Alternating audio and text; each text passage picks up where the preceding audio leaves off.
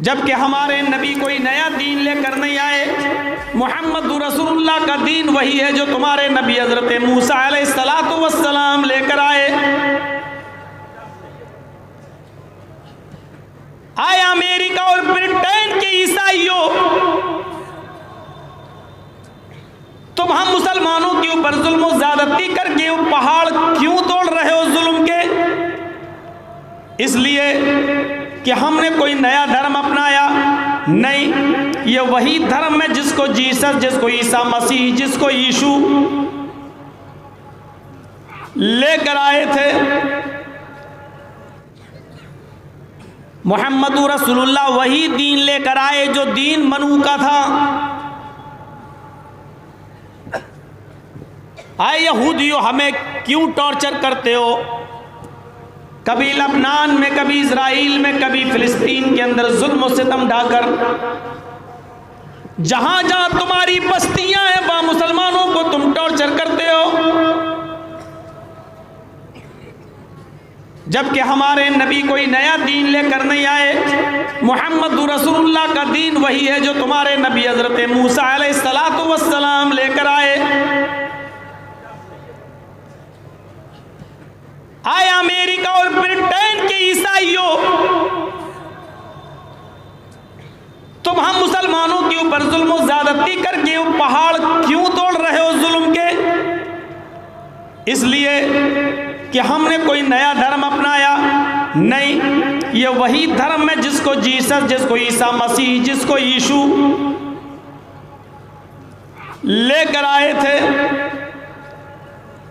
हमारे नबी ने कोई नया दीन हमें नहीं दिया, ये वही दीन है जो मनू ने दिया था, ये वही दीन है जो इब्राहिम ने दिया था, ये वही दीन है जो मोसेस मूसा ने दिया था, ये वही दीन है जो इसको जीसस ईसा ने दिया था। इसी को कुरान ने कहा, शरअ लकुम मिनद्दीन मा वस्सा बिही नूहन वल्लज़ी औहयना इलैक वमा वस्सैना बिही इब्राहीम व मूसा व ईसा नक़ीमुद्दीन। आए मोहम्मद सल्लल्लाहु अलैहि वसल्लम, हमने आपको नया धर्म देकर नहीं भेजा, आपसे पहले इसी धर्म को स्थापित करने के लिए नूह आए थे और नूह के बाद हमने इब्राहिम को, मूसा को और ईसा को यही दीन देकर भेजा।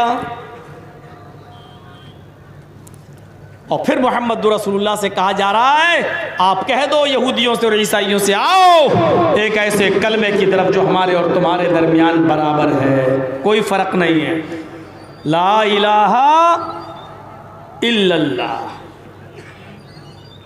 अल्लाह नाबुदा इल्लल्लाह, हम अल्लाह के अलावा किसी और की इबादत नहीं करेंगे।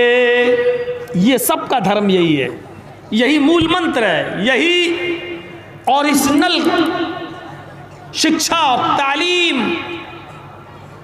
एजुकेशन यही है। पूरी यहूदियत, ईसाइयत, हिंदू धर्म, इस्लाम, दुनिया के बड़े बड़े 4 धर्मों को पढ़ जाइए आप मेरे भाइयों, एक भी लफ्ज इधर से उधर नहीं देखेंगे। ये शिक्षा, ये तालीम सबके अंदर पाई जाती है।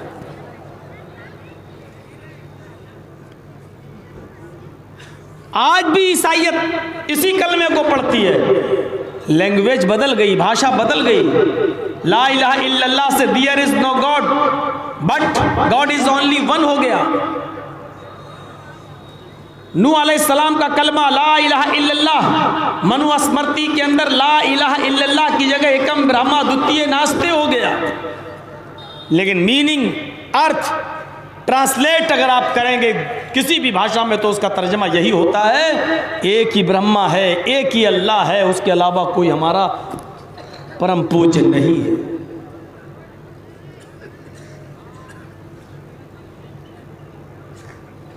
और जितने भी नबी इस दुनिया में आए, सारे नबियों ने आखिरी नबी मोहम्मद रसूलुल्लाह सल्लल्लाहु अलैहि वसल्लम के बारे में पेशिनगोई की, आखिरी नबी के बारे में बता दिया। हम उस आखिरी नबी को पहचान जाएं, बात खत्म हो जाती है। जितने भी नबी, वइज़ अख़ज़ल्लाहु मीसाक़न नबिय्यीन लमा आतैतुकुम मिन किताबि व हिक्मा, दुनिया में हमने जितने भी रसूलों को भेजा, जितने भी पैगंबरों को भेजा, हर नबी से एक वादा ले लिया, एक इकरार ले लिया। क्या? आए नबी हो तुम जा तो रहे हो, आए रसूल हो तुम जा तो रहे हो, दुनिया में हम तुम्हें नबी बनाकर भेज तो रहे हैं, लेकिन एक वादा करो, अगर तुम्हारी ज़िंदगी में हमारे आखिरी नबी आ जाए, तुम्हारी ज़िंदगी में मोहम्मद रसूलुल्लाह को हम आखिरी नबी बनाकर भेज दें, तो तुम्हारी जिम्मेदारी क्या होगी, तुम्हारी ड्यूटी क्या होगी? आदम को भेजा, एक मिसाक लिया, नूह को भेजा, एक वादा लिया, याकूब को भेजा, इब्राहिम को भेजा, जकरिया को भेजा, इसहाक को भेजा, शुएब को भेजा, इदरीस को भेजा, यहया को भेजा, इस्माइल को भेजा, मूसा को भेजा, ईसा को भेजा। अल्लाह ने जितने भी नबियों को भेजा, हर नबी से दुनिया में भेजते वक्त एक वादा ले लिया, अगर तुम्हारी ज़िंदगी में हमारे आखिरी नबी आ जाएं, तुम्हारी ज़िंदगी में हमारे आखिरी पैगंबर आ जाएं, तुम्हारी ज़िंदगी में हमारे आखिरी रसूल आ जाएं, तुम जाअकुम रसूलुम, तुम्हारे सामने वो पैगंबर आ जाए, मुसद्दिकुल लिमा माअकुम, तुम्हारे नबी होने की तस्दीक करे, तुम्हारी तालीम को सच्चा बताए, तो तुम उस रसूल के साथ क्या करोगे? आखिरी नबी के साथ तुम्हारा सुलूक क्या होगा? अल्लाह ने फिर बताया, लतुमिनुन्न बिही व लतंसुरुन्नहु, आए नबी हो, आए पैगंबर हो, आए रसूल हो, तुम्हारी ड्यूटी होगी, तुम्हारी जिम्मेदारी होगी कि तुम सब उस आखिरी नबी पर, तुम सब उस मोहम्मद रसूलुल्लाह सल्लल्लाहु अलैहि वसल्लम पर ईमान ले आना। लतुमिनुन्न बिही, तुम सब उसके ऊपर ईमान ले आना। तुम्हारी ड्यूटी खत्म, अब आपकी शरीयत मंसूख। क्या करना? मोहम्मद रसूलुल्लाह पर ईमान ले आना, आखिरी नबी पर। और ईमान नहीं लाना, बस ईमान लाके छोड़ मत देना। वाला तनसुरुन्नहु, वो नबी जो मिशन, जो वर्क, जो काम लेकर दुनिया में आएगा, तुम्हें उसके काम में उसकी मदद भी करना पड़ेगी। उसके काम में तुम्हें उसकी मदद भी करना पड़ेगी। तुम्हारी शरीयत ख़त्म, तुम्हारी दावत ख़त्म, तुम्हारी तबलीग ख़त्म, अब तुम नबी पर ईमान लाओ, मोहम्मद रसूलुल्लाह पर। और नबी जो काम लेकर गया, जो मिशन लेकर गया, जो वर्क लेकर गया, उसके काम में तुम्हें उसकी मदद भी करना है। देख रहे हैं आप, हर नबी ने दुनिया में आने के बाद पेशीनगोई की। अल्लाह ने उससे कहा, उसने दुनिया में आने के बाद बताया। मैं समझता था, मुझे डाउट था, और कई मर्तबा मुझे जैनियों के सरधर्म सम्मेलन में जाना पड़ा, गया हूँ, बुलाया गया, और उनको बड़े दावे थे कि हमारे किताब में, हमारे मज़हब में तो हमारे महावीर जी के अलावा किसी का नाम ही नहीं है। हमको बड़ा ताज्जुब होता था। एक साल पूरा मुताला करने के बाद, एक साल पूरा जैन शास्त्र पढ़ने के बाद मैं इस नतीजे पे पहुंचा कि जैन शास्त्र के अंदर भी मोहम्मद रसूलुल्लाह का नाम मौजूद है। जैन शास्त्र में मोहम्मद रसूलुल्लाह का नाम अरहन आया है, अरहन। तो पूजा नहीं कर सकता है तो मत कर, तू किसी गरीब की सेवा नहीं कर सकता तो मत कर, तू किसी गरीब स्त्री, किसी बेवा औरत की सहायता नहीं कर सकता है तो मत कर, तू किसी यतीम की परवरिश नहीं कर सकता है तो मत कर, तुझे चिंता करने की जरूरत नहीं है, तेरे लिए अरहन काफी है। ये लिखा है जैन शास्त्र में, तेरे लिए अरहन काफी है। उससे पहले हमें समझना होगा, तू पूजा नहीं कर सकता तो मत कर।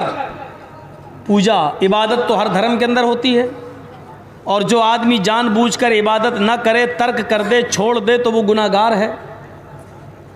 हमारे यहाँ तो यही है कि जिसने अगर नमाज छोड़ दी, नमाज एक इबादत है, इस्तिताअत है हज करने की लेकिन नहीं जाता तो गुनाहगार है। जो आदमी साहिब इस्तिताअत है और इसलिए रुका हुआ है कि अभी मेरी बेटी की शादी होना बाकी है, जब बेटी की भी शादी कर देंगे तब जाएंगे हज करने। और बेटी की शादी करने से पहले या हज करने से पहले मर गया तो मात अलल मजूसिय्या, वो दीन इस्लाम पर नहीं मरता, वो मजूसियत की मौत मरता है। सवाल यह है कि मौलाना साहब कि बेटी की शादी छोड़ के हज करें आए? आपके पास इस्तिताअत है, आपको जाना पड़ेगा हज करने इसी साल। साहब बेटी की शादी 5 लाख रुपए का जहेज़ देना, ये जहेज़ आपने खुद, आपके समाज ने जहेज़ की नौबत खड़ी की है। शरीयत ने जहेज़ का आपको पाबंद नहीं किया था। ये आपके अपने घर के मसले हैं।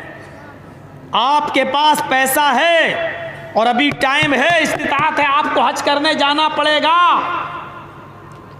नहीं साहब 1 साल के बाद बेटी की शादी करूंगा तब जाएंगे, और उससे पहले अगर आपका इंतकाल हो गया तो मात अलल मजूसिय्या, ये आदमी दीन इस्लाम पर नहीं बल्कि मजूसियत पर मरता है। हालत कुफ्र में इसका इंतकाल होता है। समाज ये चीज़ पर भी गौर करे। कितने बैठे हुए हैं मदरसों में चंदे देने वाले, खूब देंगे 100-200 रुपये। उनके घर पे जाके जायज़ा लीजिए ये लोग साहिब इस्तिताअत हैं या नहीं। 1.5-2 लाख रुपए किसके पास नहीं होंगे? इसलिए नहीं जा रहे हैं। अभी 4 बेटियां मेरी बैठी हुई हैं, शादी नहीं करना, अभी शादी करेंगे तब जाएंगे। और हमारे यहाँ दस्तूर यह है कि बेटों की शादी हो जाए, बेटियों की हो जाए, और जब हम बिल्कुल लाठी लेके चलने के लायक हो जाएंगे तब जाएंगे हज करने। ये हमारे मुल्क का हाल है। दुनिया में एक मुल्क ऐसा भी है कि जहाँ जब तक लड़का लड़की दोनों हज नहीं कर लेते हैं शादी नहीं होती है। ऐसे भी मुल्क हैं दुनिया में मौजूद। अपना अपना दस्तूर है, देखिए।